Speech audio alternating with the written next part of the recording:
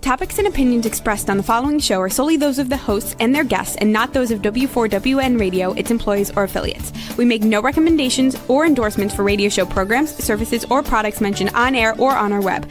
No liability, explicit or implied, shall be extended to W4WN Radio, its employees, or affiliates. Any questions or comments should be directed to those show hosts. Thank you for choosing W4WN Radio. This is success, successful women, hearts unshaken, powers within them, rise up high, the world's gonna listen, dreams ignite, unstoppable vision,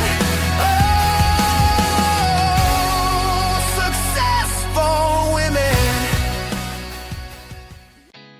Did you know women represent just 3% of Fortune 500 CEOs and less than 15% of corporate executives at top companies worldwide? Have you wondered what the secrets are to getting into the top ranks, whether in the private or public sector? Do you want to figure out how to stop being held back in your career or passed over for promotion? Then you're in the right place. Hi, I'm Dr. Madeline Ann Lewis, President and CEO of the Executive Women's Success Institute. I have decades of experience in the military, the federal government, and corporate America. And my mission is to help women succeed and tap into their full potential. I want to reach 1 million plus women around the world to become the leaders they are meant to be. So if you want to move into a management or executive level position, or maybe you are a female veteran transitioning out of the military into business entrepreneurship, then reach out to the Executive Women's Success Institute at 301-693-3284. Let us get you on the fast track to success.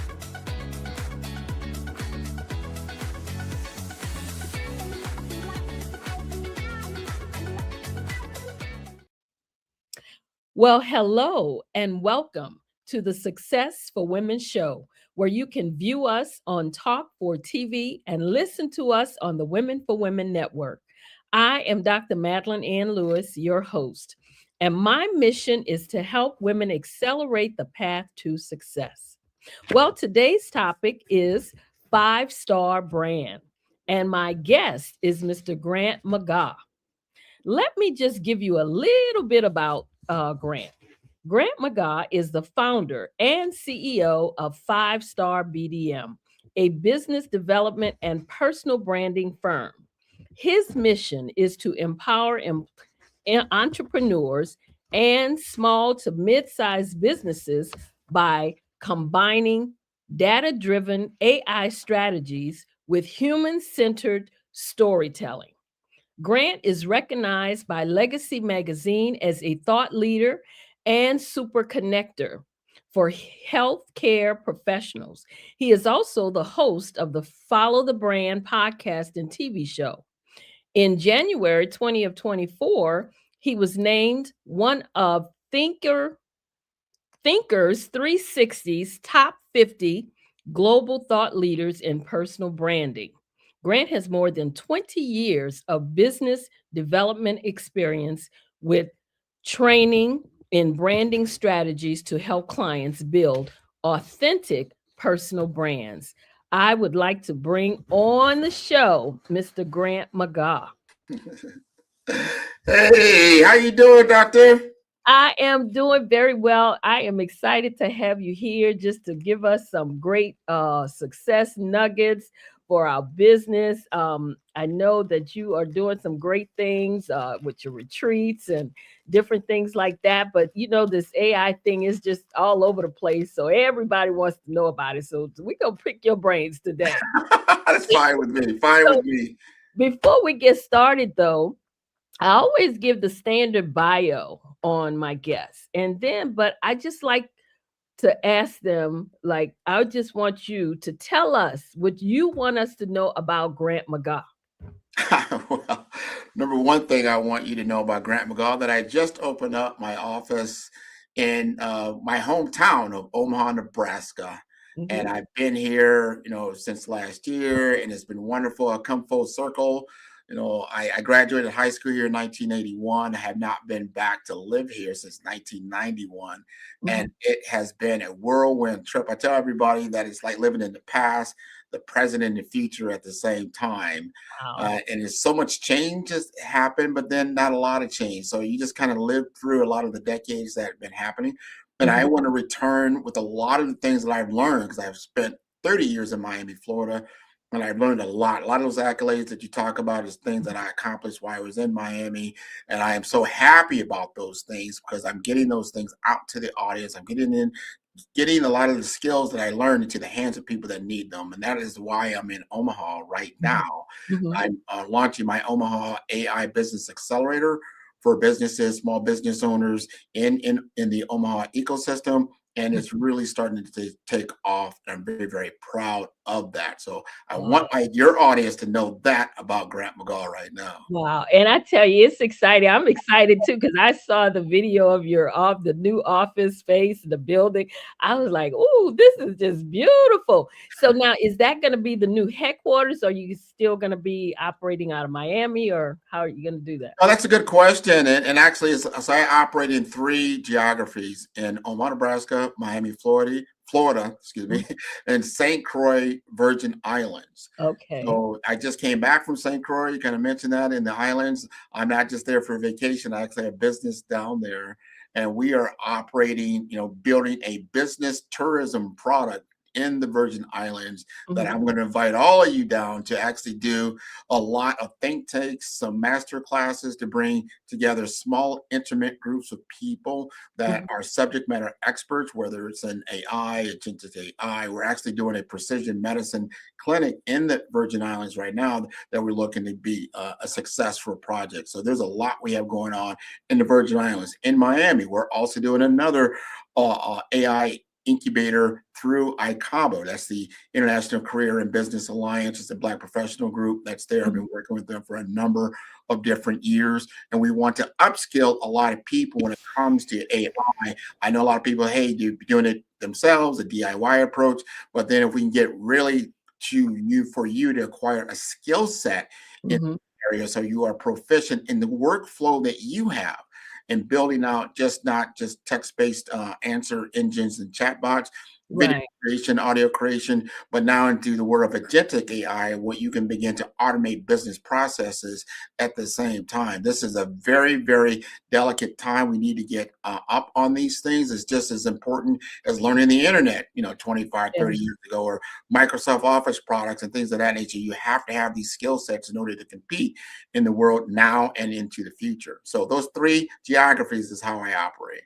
Wow, that is fantastic. I can't wait, and I definitely want an invitation to come to St. Croix because it's been a while. I've been there, but it's been a while since I've been to St. Croix. But I did see, I think I saw a picture of you. I don't know, on Facebook or something. Looked like you were having a good time. I don't know if y'all were fishing or on a boat or something like that, but you look like y'all were having a good We time. had a great, great time. And my Mhm. business partner there, his name is Anthony Weeks. We call SETI which was the St. Croix Economic Development Initiative and Caribbean American Single Economy.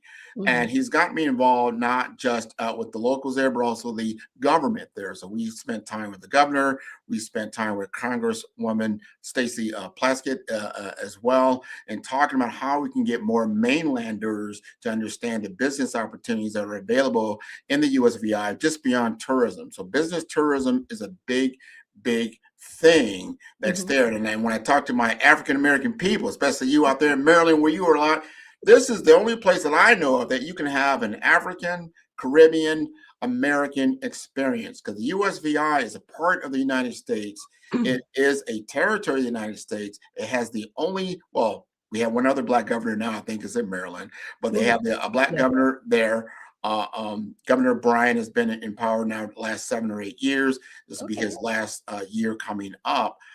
But there's such a push now. We have to make sure that we are aware of what's available to us. You don't need a passport; it's a part of America, and that you can have a very successful vacation and business opportunity. St. Croix is more the business product, where St. Thomas was a part of the USVI. That's the tourism product. So those are two different things that we should be aware of.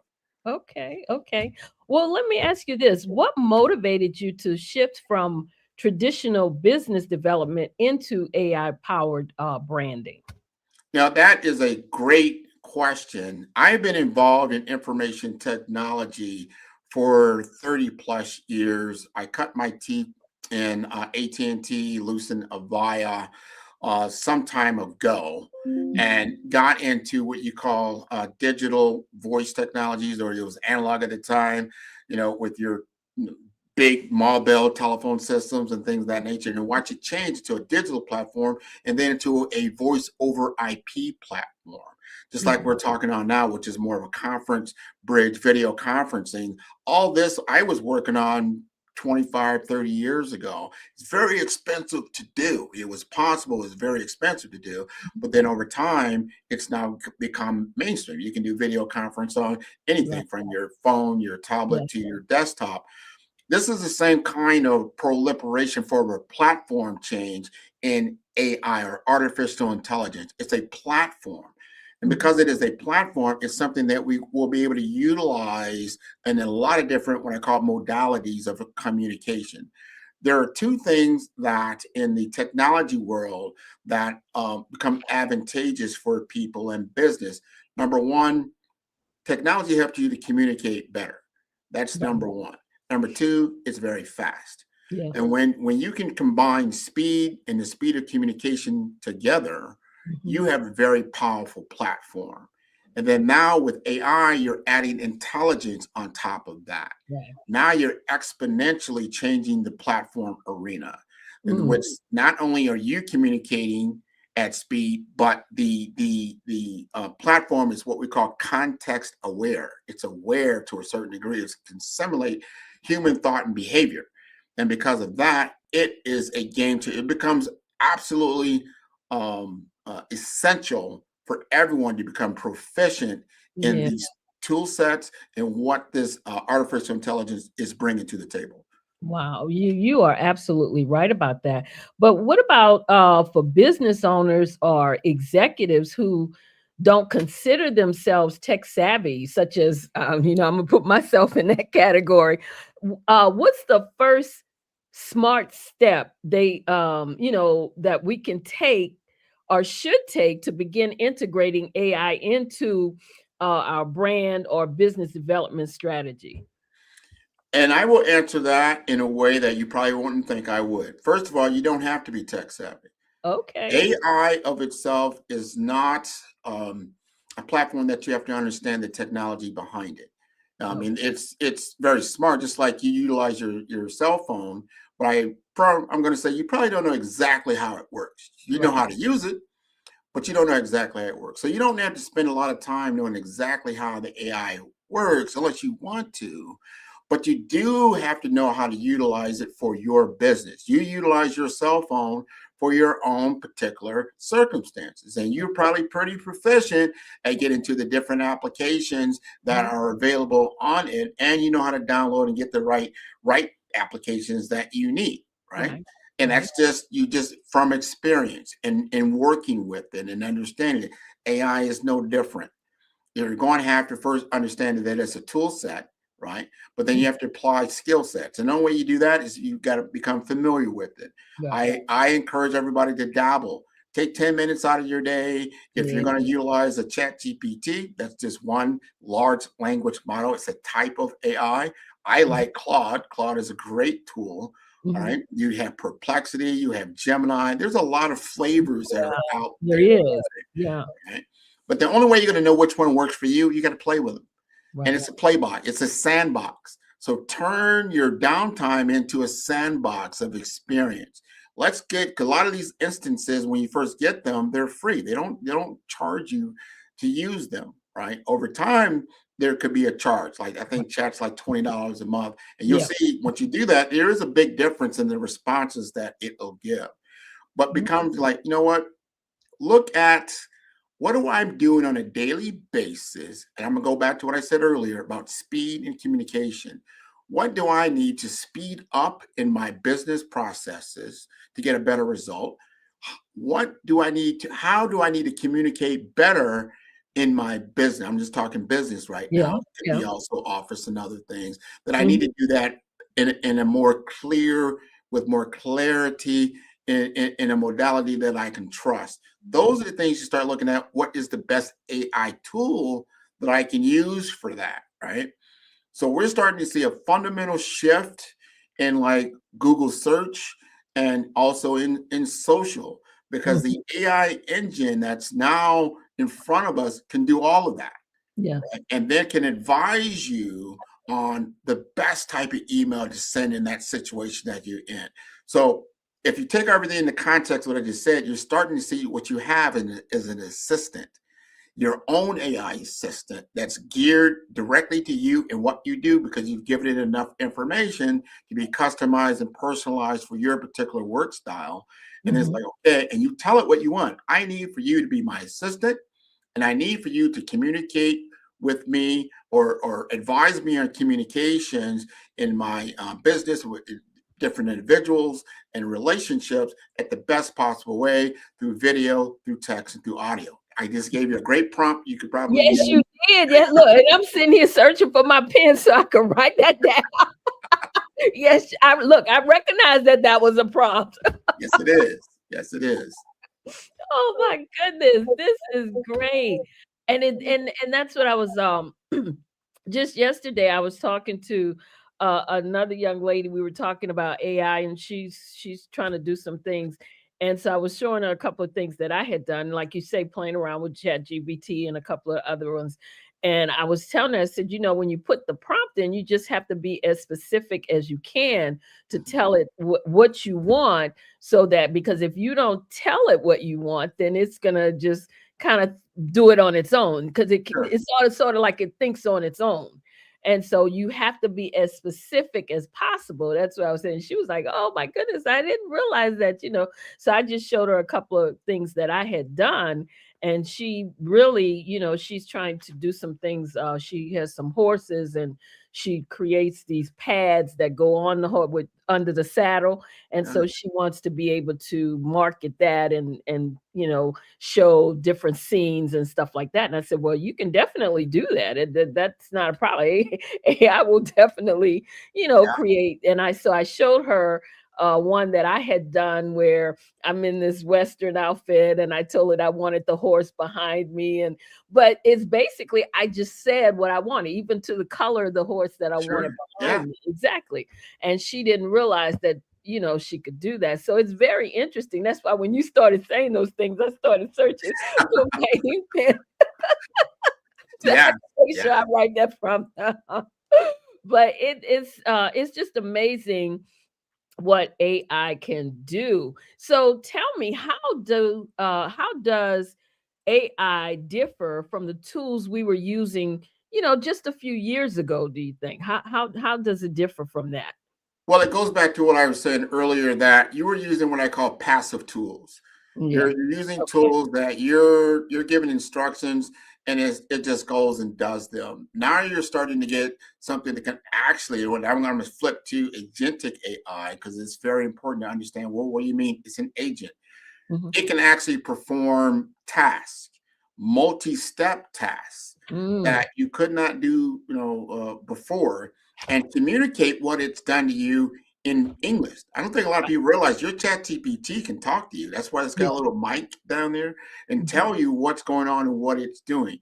Now you can give instructions for it to, I need you to deliver my emails to me daily. Show me what's the most important for me that I really need to take a look at, because it's reading. It's connected now to your Outlook or your Gemini or whatnot. So this is very important. Let's take a look at this and why.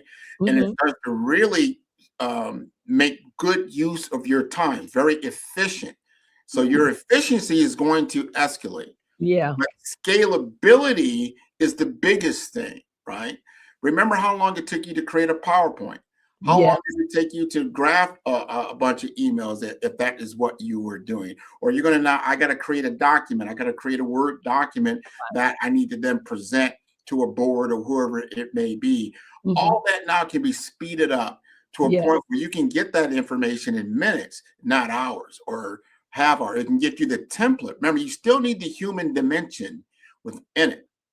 And I'll give you the stack of how what AI kind of sits. AI is in the layer of data and information. So Right. data and information. Above that is what we call context.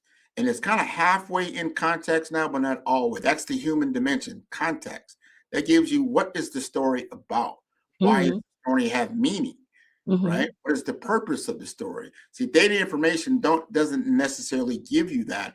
Most of the LLMs, or large language models that we have today, what they're giving you is giving you predictive analytics on a mathematical formula, on the predictability of language and words and that type of thing. It's very, very good at that, but it doesn't understand what it's doing. This next wave in the context area and the experience layer is what we're getting to agentic AI, that it starts to truly understand what's happening. And agentic, and not to get too techie into this, but you have agentic AI, and then you have generative AI, which you know about. That's your LLMs. Above that, agentic, but on the side of that generative AI, it's called spatial AI. Okay. Spatial AI is going to be a game changer because that gives the AI context. What I mean by spatial AI, it understands that it's in a room. It understands that it's driving in a car. It understands distance and speed. It understands where it's at. This is how a autonomous vehicle can get around a city because it has spatial AI intelligence within it. So spatial AI and generative AI, and then what they'll call agentic, when it's doing multi-step tasks, becomes the robotics of the future. We've had robotics for a long time. We've had automation in manufacturing for a long time. We didn't have this type of intelligence in that, in the layers of that manufacturing. And then now your decision making is going to be much, much better. Then you don't have so much risk in the decisions that you're making because the data is actually more precise. That's what's important. Wow. Now, is what you're talking about right now, is that under your Brave brand blueprint? I know you have a Brave brand blueprint. So could you explain the key pillars of your Brave framework and how leaders can apply it to build resilient and authentic personal brands? And what you were just talking about, does that fall in under that framework blueprint? It does, because Brave is a framework. It's an acronym. You got to be brave in this day and time to achieve the goals that you have set out for yourself. If you're not brave, then the external realities will overtake what you're trying to accomplish. Brave is a framework in which you can utilize AI as a platform, if that makes sense. That's a tool set. AI is a tool set. You have to apply the skill set, but it's also a mindset with the Brave platform. So when I written my book that you see behind me here, The Brave Path to Authentic Leadership. I came out in 2025, and it is a narrative that I wrote because I thought it would be in a format. I don't want to give you a bunch of textbook information. This shows you a journey of an individual that I work with that had the North Star goal of becoming a section chief. But by going through the Brave framework, he had to first understand his identity, the Brave, or I would call brand identity. That's the B in Brave, brand identity. And I had to say that is a mountain that you're going to have to climb to get to. And going up that mountain is successive steps of understanding your own architect or archetype, I would say. Are you a hero archetype? Are you the joker? Are you the ruler? What kind of archetype are you truly? What do you lead with, and how do people know you? Or are you the go-to person for what? You've got to have an identity that can now be grounded within yourself to achieve the North Star that you're trying to get to. The next level of that is called the R, or the resilience. You're going to have enough resilience. But resilience is not just like I need to withstand whatever I'm going through. You need to understand the skill sets that you're going to need to acquire to achieve the goal, right? And you need to have that very definitive. That's like market research. Before you go out and make a pizza parlor in a neighborhood, did you do your market research to see, Right. did you find out, are there 3 or 4 already in that neighborhood? Or is there a certain like that's there? You got to understand your success probability in the endeavor that you're going to do by doing your research and then having the resilience to achieve that goal, right? Mhm. That leads to the next step, which is what are the assets that you're going to need to acquire to get to that desired state, and understanding what those assets consist of. What is Mm. the audience that you need to influence, and what does that consist of? And are Mm. you authentic in what you're trying to achieve? Because if you're not authentic, and you're not true to yourself as you're becoming, this is to be a process of becoming the state of your future state of who you want to be. Can you be authentic in that world? So if you've got your identity, and then you've done your research and you're now prepared to be resilient, and you Mhm. acquired now your assets, and then you understand your audience, right? Mhm. Now you're Mhm. getting prepared to be very authentic, because you got to pick up these tool sets to get to the next level, which Right. is now that V world in my Brave framework. And that's becoming visible. That's when you become visible in the marketplace that you're influenced. That's Okay. when you present. Most people get this backward. They want, first thing they talk to me like, Grant, I need you to build me a logo or build me a website. That's Mhm. the visibility phase. Mhm. You have not done the work about brand identity. Do you understand the market and the influence? Do you have a differentiation strategy? Do you have a communication strategy? Do you understand your SWOT analysis and what you're trying to accomplish? Are you authentic in yourself? Do you believe in yourself? Because you have to have absolute belief in yourself to get above what we call the imposter syndrome. And that Right. comes because you don't have complete confidence in what you're doing. Now I'm giving you that, because when you get to the field, which I call, like in the digital world, I call it the digital Coliseum. Think Mhm. about the Rome Coliseum, right? Mhm. That's Mhm. what we're in. You're competing in the digital world, which is highly competitive. How are you going to be visible? How are you going to get above the noise in what you're doing? You can't just throw a website together and throw it out there and expect everybody to see it and buy into what you're doing. You've got to have a true strategy. So Brave is a strategy, and that gets to that next level, which is the execution. Now you have the whole thing. You've got to be able to execute on your vision, Okay. right?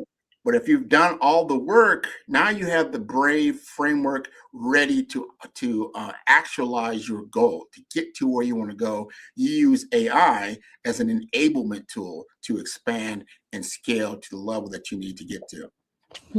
Wow. That is something else. Wow.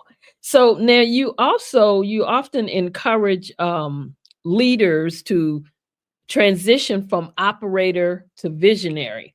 Mhm. What does this identity shift look like in practice, especially for small business and healthcare leaders? Because you work with healthcare leaders also.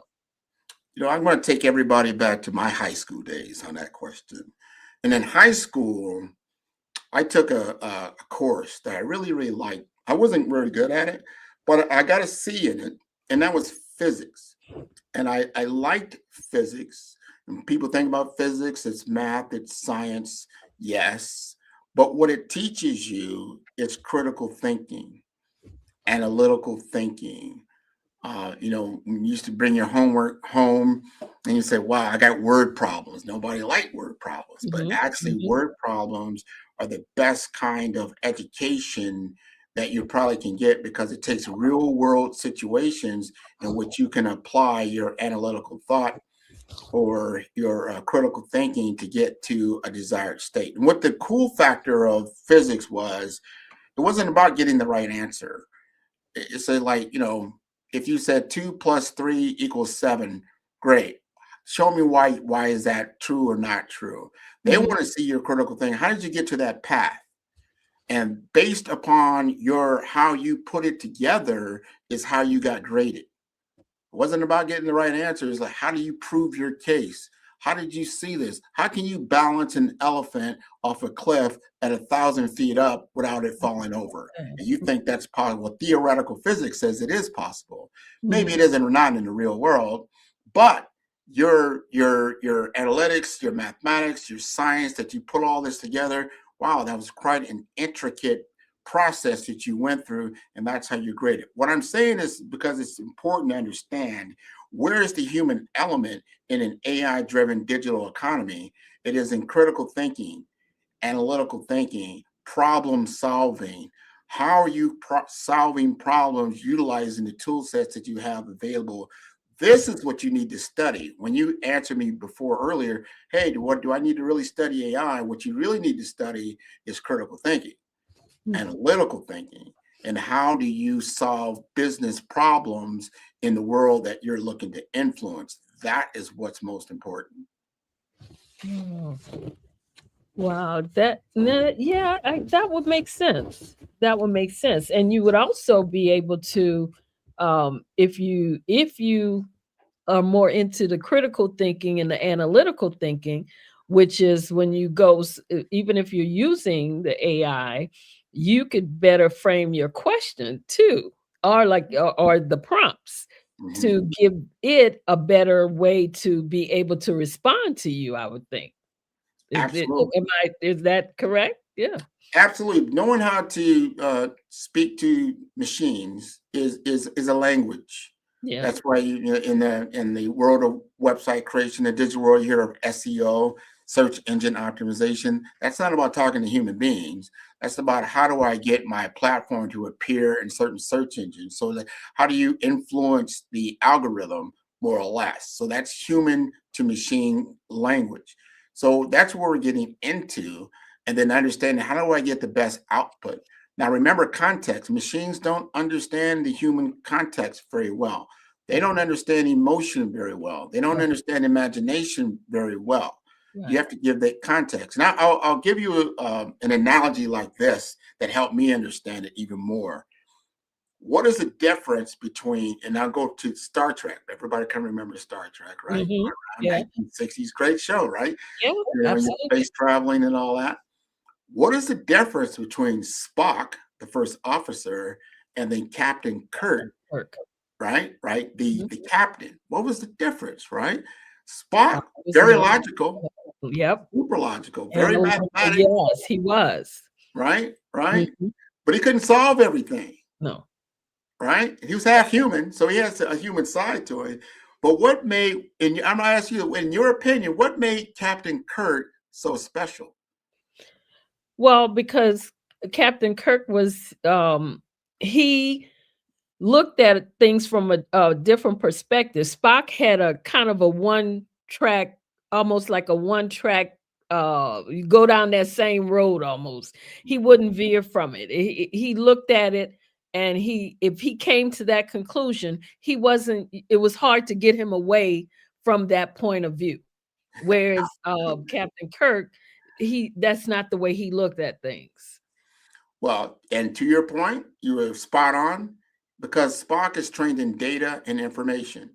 Remember what I Hmm. said before, data, information, context, and experience. Hmm. Captain Kirk was looking at experience and context, and he would use data and information just as another It's viewpoint, his point. Yeah. not the absolute reality. Because of this, and which is so true, variables change. This is the thing within even agentic AI and AI. It is contingent upon variables staying the same. So at 3 = 3, 4 = 4. But in real life, it doesn't work that way. Mhm. Variables always change. How many times do you wake up every day thinking your day is going to go a certain way? Yeah. But there And was other something else. variables Yeah. Yeah. that happened that changed it. So the Absolutely. outputs that you get from AI is more or less a predicted outcome or a Mhm. possible outcome, but not an absolute outcome, right? And Right. then Captain Kirk knows this. That's not an absolute outcome. That's a probable. It could happen, and the closer you get to wherever you're trying to go to, it becomes very, very, predictable. But far Mhm. away, it's not as It's predictable. not So predictable. if you can think differently and outside the box, you can outthink any computer because they're not built for that. Your imagination is very, very valuable. right? And your experience is very, very valuable because it's not trained on all the experiences that a human being can have, right? I want to say one more thing, and I want people to understand this. Mm-hmm. A artificial intelligence takes megawatts to operate. Yeah. The human brain takes about 20 watts. Mm. We are very, very powerful, intelligent creatures. And if we start unlocking the intelligence that we have within our own selves that have always been here for many, many millions of years, we will be even better with our deployment and understanding the use of artificial intelligence. Exactly. And I think a lot of what people don't realize, one of the things that you hear a lot is, that it's going to take their job away with, and different things like that. But I don't see, if you think about it, we had it way back. If you look at, when you went in the store and they had the self-check Sure. lines, Yeah. we were sort of dealing with it then. And even though they say that the self-checkout lines take your job, well, not really, because they still have to have someone there watching those self-checkout lines, before you actually leave out of the store. So Absolutely. it's not a matter of, like they say about the AI taking your job. It's that you have to understand how AI works so you can work along with it, like I you would say said, to that's help true. you to advance in what you're doing. So, because it can definitely do that. I mean, I see that, and that's one of the reasons why I want to understand it more, because I see the possibilities and what it can do. So, and if you look at it from that standpoint, then you won't see it as, oh, I don't know that I want to learn how to do that because it's going to, it's taking people's jobs. No, if you don't learn, it's going to leave you behind. Absolutely. 100%. And let's put it there really in the context as we go through time. Mhm. There was the agricultural age. Mhm. Then we went to the manufacturing age, the Mhm. information technology age, and now into what I call the intelligent technology age. Along those different shifts, there was job loss and job creation. You're Yeah. not going to sit there and say you're going to ride a horse to work Mhm. because you have a car, Mhm. right? You could, if you wanted to do that. It's going to Yeah. take you a lot longer to do it. You got to, Mhm. the maintenance and everything is different. So, and then Right. you look at the manufacturing age, yeah, you could have got by maybe without a computer. I remember when people was talking about getting a personal computer. Whoa, nobody needs a personal computer. Well, Yeah. they were wrong, right? Because a lot of people utilize these types of tools. Mhm. Now that means that there are always going to be some job loss. I mean, it changes the dynamic. You don't Mhm. need that particular job function anymore. Mhm. That's what happens, right? Mhm. So it Mhm. becomes different. You need Mhm. to understand, I would say to your people in the audience, what are you doing? Where are you at? Mhm. Because if, let's say, you're a content creator, you're a graphic designer, like, wow, graphic design, well, people can graphic design now utilizing AI tools. What am I going to do? Well, Yeah. guess what? You can do a lot of things because there's certain things that AI generated art cannot do for the graphic designer can do. Can do. Yeah. And you need to understand those things. So you become now a preferred or premium brand Right. in what you're doing. Yeah. So it changes the dynamics of where you're at. And you need to understand where the shifts are. Now, go Mhm. back to what I said earlier. Knowledge workers are going to be in demand. Digital workers are in demand. People that can problem solve Mhm. in demand, Mhm. right? So if you're still doing something rudimentary that, yeah, potentially a robot could do that, but you Mhm. probably would want the robot to do that because you don't want to do that anyway. So you Anyway, do something absolutely. else. Absolutely. But what's also so funny when you mentioned about Star Trek and all of that, think about it. When you back all those years when Star Trek first came out, what did they have? The flip phones. We Sure weren't did. using flip phones then. Yeah, yeah, And now we have the flip phones, the thing in Ahora's ear. yeah.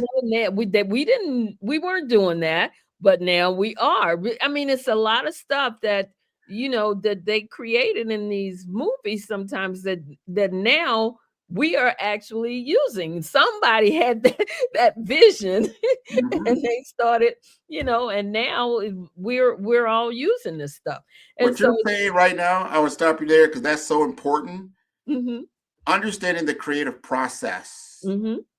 that from vision, from imagination to vision to a created actual object, then becomes real.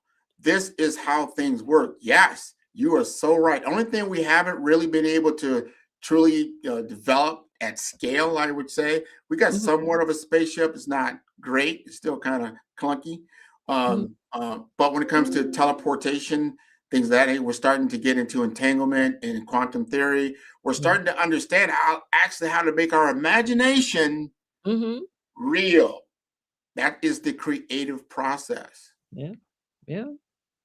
But you do have, if you remember the Jetson cartoon when they win the flying cars and all of Yeah, that, we yeah. do have the cars that don't need you to, Now we do. they can drive themselves and all of that. So it's a lot. But tell me this, since we know that AI seem to have all this ability and all this freedom, they can make all these decisions and act independently and all of this stuff. What ethical responsibilities do leaders have to ensure transparency, fairness, and trust in how AI represents their brand? Yeah, that's very important. And this is part of the process that our laws are behind. They're laggards when it comes to Yeah. certain frameworks and creativity. We're still trying to figure out social media and Yes. how we govern So social that, media yeah. use and that type of thing. We really don't know. We have to get there. Just the same way. Why don't you just have cars running all over the place without any lights, right? Any Mhm. traffic lights, because you run into each other, and that's what will happen. We'll Mm, just end up running into each other and crashing and just chaos if you don't have guardrails in place. They're mm, trying to catch up. They will, but it comes down to the individual again, responsibility, accountability of what you are developing and what you are using, and how you're going to utilize hopefully your AI for the greater good, and not the opposite. There are obviously other people, but usually they are in the minority, but they can cause a lot of angst, and unfortunately, they get most of the headlines.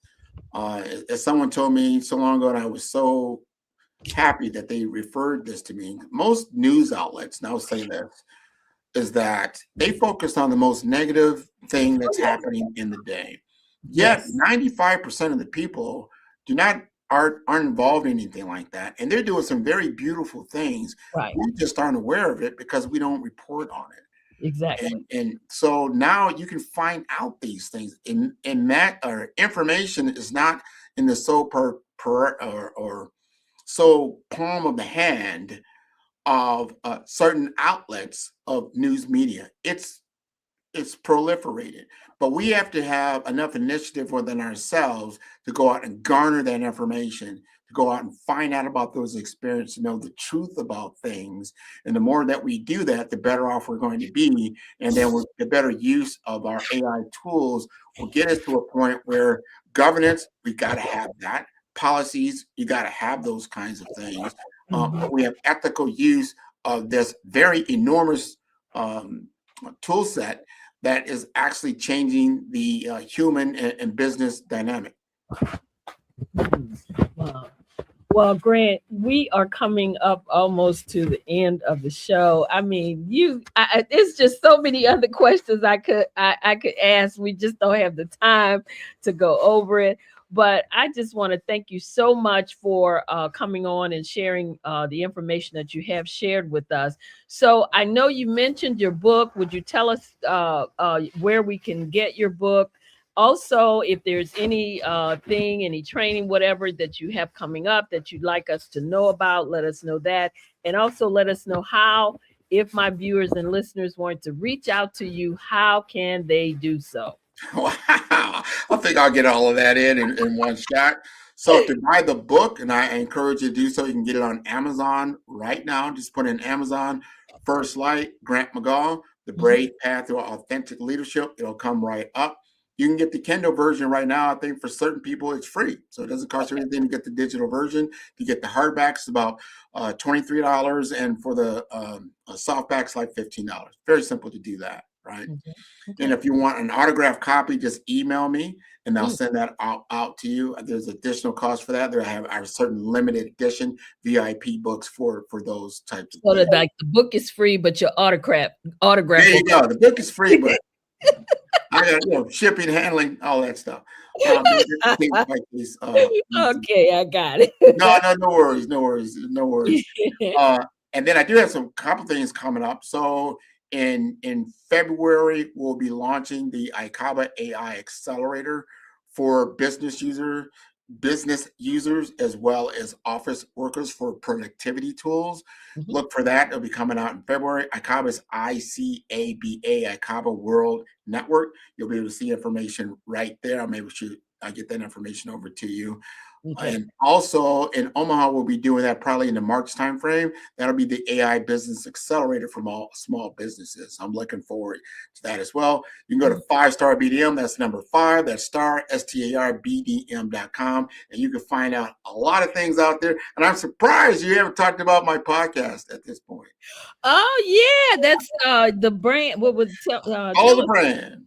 Yeah, that's right. You do have the podcast, and I actually need to tune in a little more on that to get some of your tidbits, because I know that you all talk about AI and different things on there too. So, yeah, definitely need to tune in to your podcast and tell us the name of it again and when Follow the Brand podcast comes out every week. It's available just about on every single audio podcast station out there. It comes on Follow the Brand TV on YouTube, and I go LinkedIn Live every week.